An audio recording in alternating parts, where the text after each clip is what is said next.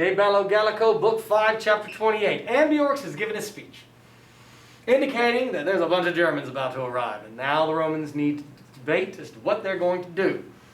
And so a war council is brought together, and they need to decide.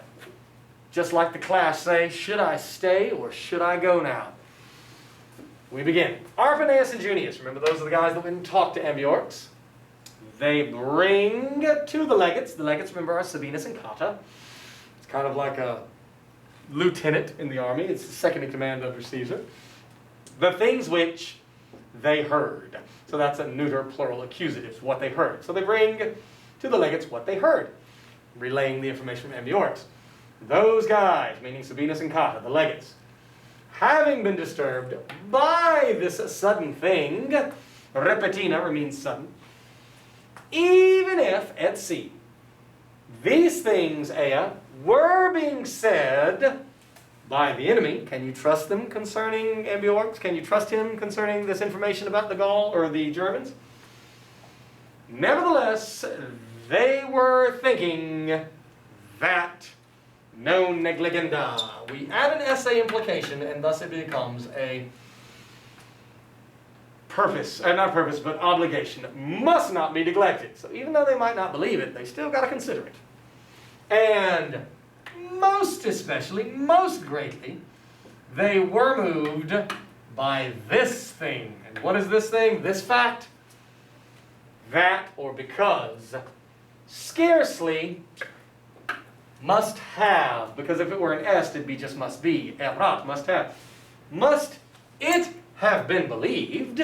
Scarcely must it have been believed. They couldn't believe that a citizenry, ignoble, not noble, and humble, a nobody, of the Eburones, alsam implying essay, had dared, audeo audere, alsus sum, a semi-deponent. So even though it is going to be passive in its form, perfect passive infinitive implied, it would translate actively, semi-deponent. So scarcely must it have been believed that a citizenry ignoble and humble, the citizenry of the Eburones, noble and humble, ignoble, had dared to make war on the Roman people, sua sponte, by their own will. So in other words, they're thinking like, this is really a nobody tribe. They had no chance. Certainly they wouldn't attack us if it wasn't a part of something bigger. It'd be like the United States being attacked by the Bahamas. The Bahamas, teeny tiny. They wouldn't have done it if they didn't have the support of perhaps their former colonial power, the Great Britain. And so that's what they're thinking. And therefore, they bring the situation to a plan. And a great disagreement arose, stood out amongst them as to what they're going to do. Lucius Aurunculeius, Cotta, and several tribunes of the soldiers. Tribunes are kind of like right underneath the level of legates. And the centurions of the first ranks. Remember that the breakdown of the Roman army is going to be that of the legio, which is broken down into cohorts, which is broken down into maniples, which are then broken down into a century, and they would be, of course, led by a centurion, the backbone of the Roman army, like a sergeant. And the rank of each century is, of course, the centurion, determined by a variety of factors, and the top-ranked ones are these centurions of the first ranks. So Cotta, the tribunes, and the centurions, they were thinking that, and again, purple means indirect statement, nothing must be done. Agendum ad an essay. Rashly or rectly. Don't make a crazy decision to go marching outside of the camp. And they were thinking that nothing nihil must be departed.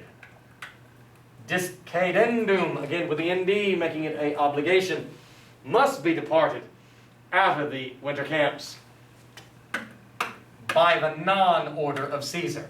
So in other words, they, Cotta, tribunes, centurions, 1, let's not do anything crazy. 2, if Caesar ain't telling us to leave, we ought not leave. That's what they're thinking. So they were thinking that nothing must be done, agenda beste, rashly, nor must it be left out of the camps by the non-order of Caesar. They, docebant, they were teaching. Cotta, tribunes, centurions. They were showing, they were offering the opinion that quantas vis. Quantas by itself is how much. Vis means you want. So however great you wish, great troops of the Germans. So however many large numbers of troops of the Germans, they were showing that however large, quantas vis, however much, great abundances of Germans were able to be sustained, to be withstood with, Abbot of Absolute in red, the winter camps having been fortified. So their point is this: let him bring 1 billion people. As long as we got the walls of the camps, as long as we make everything as strong as we can withstand it. That's their point. Then they go on to say, they were showing that the situation was with testimony, with proof. They could prove that no matter how many Germans show up, they're going to be able to resist them.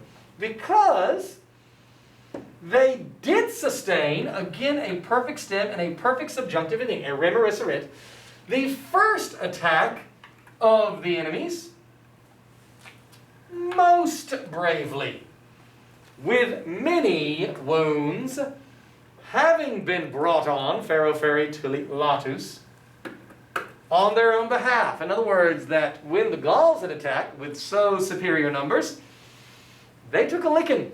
They didn't come off too well. They were teaching, so docebant is introducing all of this indirect speech that you see in purple.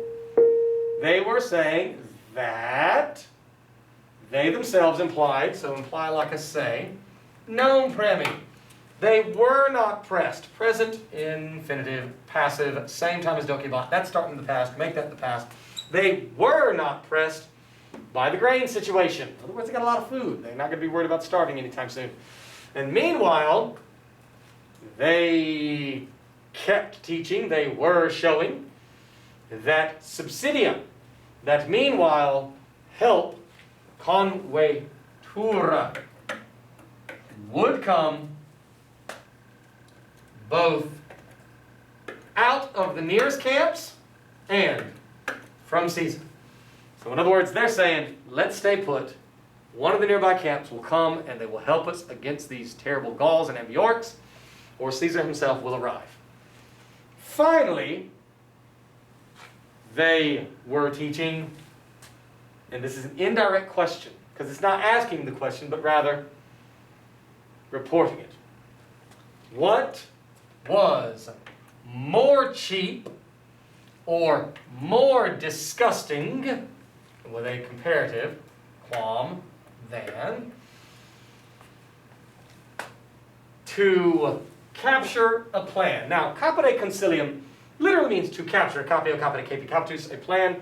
It means to form a plan. To form a plan concerning the highest situations, Abbot of Absolute, with the enemy as the author. Their point is this. When they say, what was cheaper or more disgusting than to form a plan concerning the highest situations with the enemy as the author, like, why are we going to make our decisions as to our actions on the word of the guy who just tried to kill us yesterday?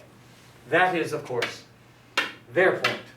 And so we move on to the next chapter, chapter 29, in which Titurius, this is Sabinus, is going to argue against that. So Cotta, the tribunes, and the centurions say, let's stay. Against these things, Titurius, Sabinus, clamitabat.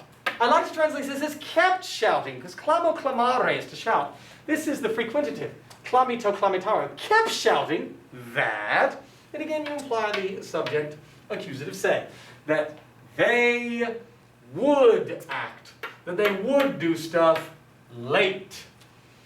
when the maiores manus, this is nominative plural with a long US of the fourth declension, when the larger, the bigger bands of enemies had come together,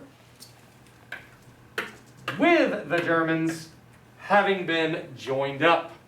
So in other words, they are saying that it obviously is going to be a situation too late if they let more of these Eburones and their friends, and then all of a sudden the Germans show up. They got to act now, according to Sabinus. Or when something aliquid of a calamity had been received, had been accepted in the nearest camps. They got to act now, because if they don't go to Labienus' camp or Cicero's camp, then something might happen there.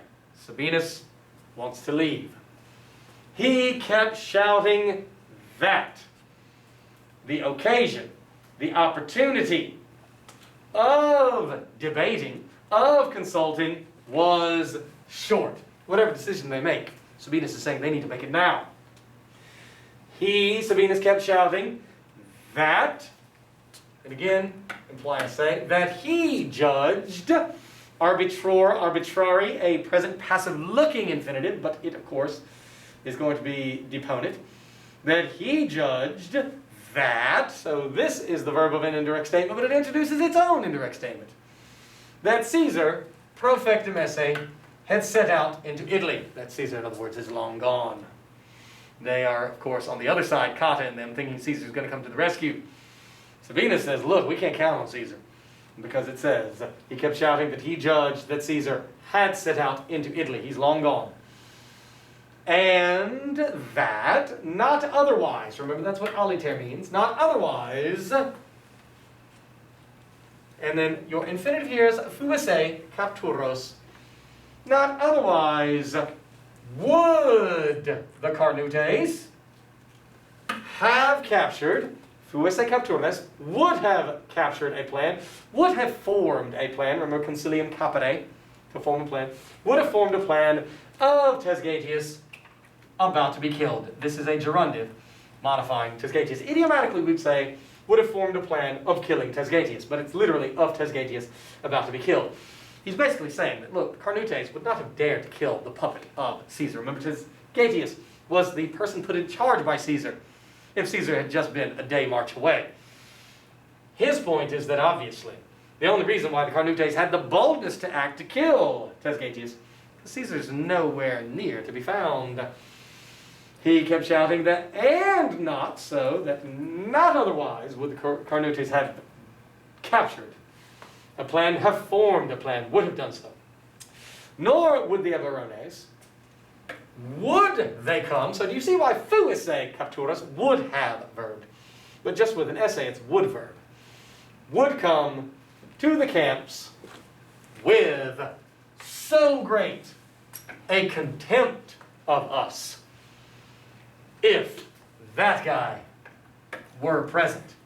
So one, he says, Carnutes wouldn't have dared, even made a plan to kill Tesgatius, had Caesar been near, nor would the Eburones have even had the thought of coming to the camp, would come to the camps with such a contempt of us. In other words, like they were actually going to attack, and they did. He kept shouting that, and again your subject is still that say, understood, that he was looking at, he was watching, not the enemy as the author.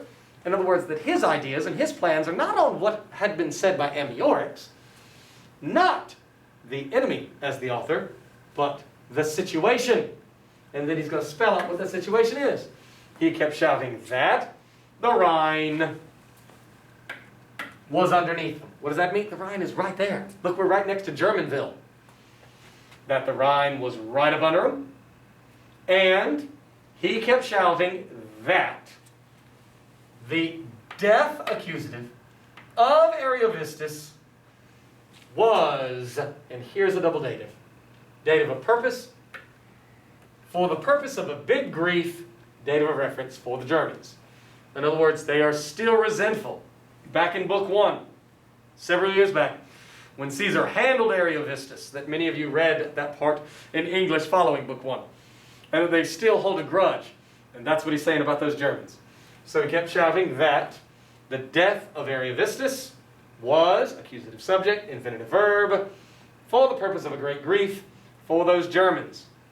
And our previous victories were another accusative subject, infinitive verb, for the purpose of a great grief for the Germans. Again, this is called the double dative. Dative of purpose, dative of reference.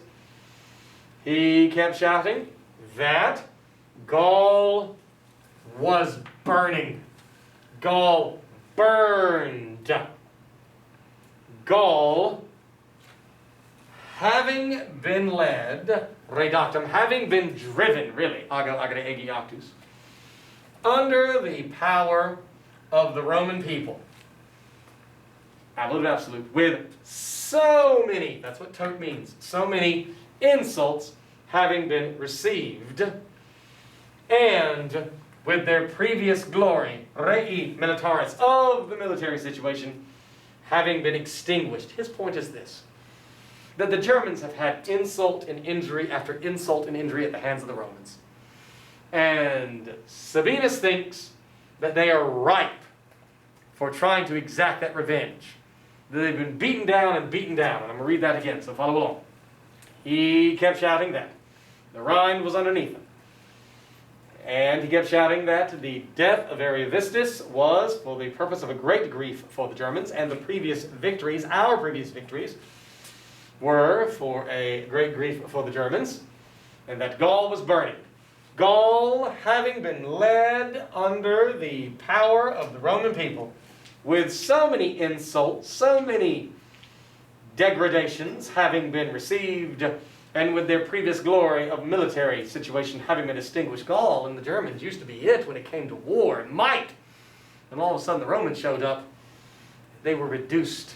And so their pride, does Sabinus say, is going to be leading them in order to be able to exact this revenge. That is what he is looking at, not, apparently, as he says, what Ambiorix is saying. And then finally, who would persuade this thing to himself? Who would make favorable this thing to himself? Persuadio persuadere means to make the accusative favorable to something in the dative.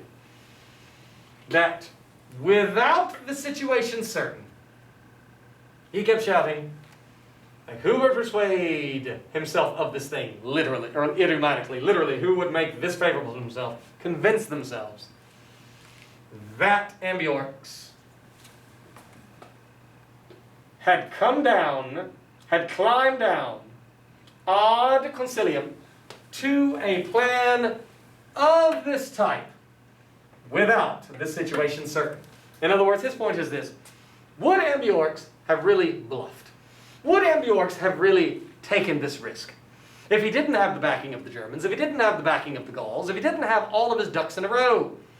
Would he have just willy-nilly attacked the camps? Sabinus says no, he would not have done that. And that is his point. Because Ambiorix is smart. Ambiorix knows that he does not have any chance with his people, the Eburones, against the Romans. And so that's what he says. And so he then continues. Sabinus kept shouting that his own opinion, his own sententiam, was safe into each part. Option A or option B. Into each part. That if nothing was more harsh, so in other words, they experienced the attack yesterday, and so option A, if Ambiorix is at his word and there's not going to be another attack and they can leave and march to Cicero, if nothing was more harsh, that perventuros, they would come with no danger, nullo cum periculo, to the nearest legion. So that's option A. Take Ambiorix at his word, and Ambiorix is telling the truth, and they're able to leave. So that's option A. He's saying that both options, his own opinion, was safe into each part. But if all of Gaul consentire, now sentio sentire, sensi sensus, means to feel, to notice, to sense. With a colon on it, I like to understand it as to be in cahoots, to conspire together. But if all of Gaul was in cahoots with the Germans, that's option B, bad news, that the one safety esse positam had been placed in Speed. Option A, no problems. They're going to march to the next camp. No big deal. Option B, yikes. The Gauls are really in an uprising, and they got the Germans on their side. Like Ambiorix has said, they'll be there in 2 days. His point is that we need to march now. We need to leave now, before the Germans get here. And indeed, Quidem, he kept shouting, Sabinus wanting to leave, that the plan of Cotta and of those guys who dissentire, if consentire means to be in cahoots, agree, dissentire means to dissent, who disagreed, the plan of Cotta and those guys who disagreed, he kept shouting that that plan did have this outcome, in which, if present danger must not be feared, in other words, that like, yeah, today, tomorrow, next week even, we'll be good behind the walls of the camp, in which, if present danger must not be feared, but certainly, at certe,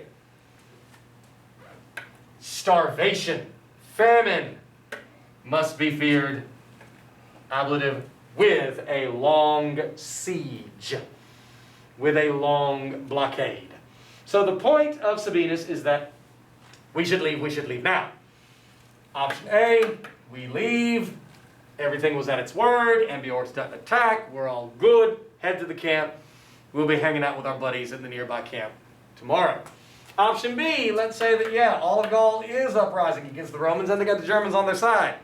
If that's the case, then we need to go now. But option A, we go. Option B, we go.